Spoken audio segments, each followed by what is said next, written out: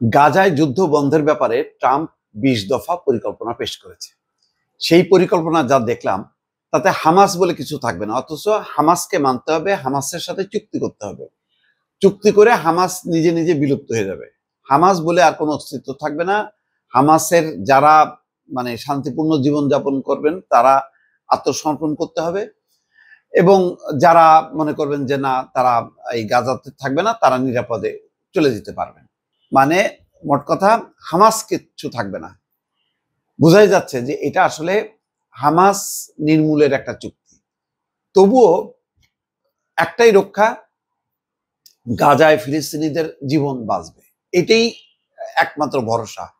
কিন্তু পুরো কর্তৃত্ব থাকবে হচ্ছে পশ্চিমাদের, এবং নামমাত্র ওই ফিলিস্তিনির বলছে যে অরাজনৈতিক ব্যক্তি, টেকনোক্র্যাট, বিশেষজ্ঞ, এক্সপার্ট, তারা নিয়ন্ত্রণ করবে কার্যত। আসলে ট্রাম্প হবে একটা বোর্ড থাকবে, সেই বোর্ডের প্রধান হচ্ছেন ট্রাম্প, আর টনি ব্লেয়ার থাকবেন। এখানে আরব দেশগুলোর পার্টিসিপেশনটাও পরিষ্কার আমি বুঝলাম না। আমি এখন আসলে এটা যদি না মানে হামাস কি হবে, যেটা হবে আরো প্রাণ ক্ষয় হবে। গাজা একদম এমনিতেই ধ্বংসস্তূপে পরিণত হয়েছে, পুরো গাজা উপত্যকা, এটা আরো মিশে যাবে, রক্তপাত হবে শুধুমাত্র। এবং হয়তো এরকম একটা পরিস্থিতি তৈরি করা যাতে হামাস যাতে আর যুদ্ধ করতে না পারে।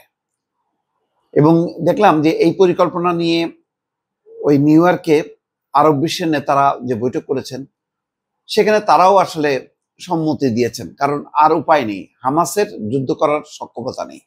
আবার হামাসের পক্ষে সরাসরি আরব বিশ্ব লড়বে সেই অবস্থাও নেই। সেটা এক ধরনের আরো বড় ধরনের যুদ্ধ।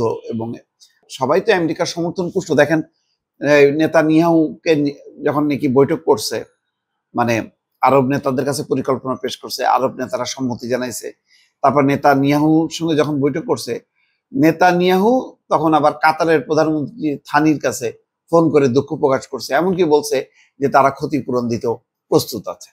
তার মানে আরব বিশ্বের অন্য দেশগুলো কিন্তু ওই হামাস বা ফিলিস্তিন থেকে বিচ্ছিন্ন করা হয়েছে। ওদেরকে বলা হয়েছে ভাই তোমরা আমেরিকার বন্ধু, আমাদের সাথেই থাকবা। ফলে হামাসের পক্ষে সরাসরি লড়বে না। এখন বিষয়টা হলো, যেহেতু জীবনের ব্যাপার, প্রাণের ব্যাপার, এখন আমার ধারণা যে হামাস হয়তো এটাই মেনে নেবে, এবং এটা মেনে নিলে তাৎক্ষণিকভাবে 72 ঘন্টার মধ্যে আলটিমেটাম দেওয়া হয়েছে, 72 ঘন্টার মধ্যে মানতে হবে। মানলে যত বন্দী আছে সব বন্দীকে, জীবিত বা মৃত, জিম্মিদেরকে ছেড়ে দিতে হবে। আর অন্যদিকে ইসরায়েলের কারাগারে যত বন্দী আছে তাদেরকেও ছেড়ে দেবে। আপাতত এইভাবে একটা সমাধান। মোট কথা এটা পরাজিত হবার পর, কোনো পক্ষ পরাজিত হবার পর যে ধরনের একটা চুক্তি হয়, সেরকম চুক্তি। আপাতত সেই চুক্তির মধ্য দিয়ে যদি ফিলিস্তিনিদের জীবন রক্ষা হয়, সেটাই হলো বড় ভরসা। এটা ছাড়া আমি আর কোনো দেখি না যে স্বাধীন ফিলিস্তিন রাষ্ট্র হবে,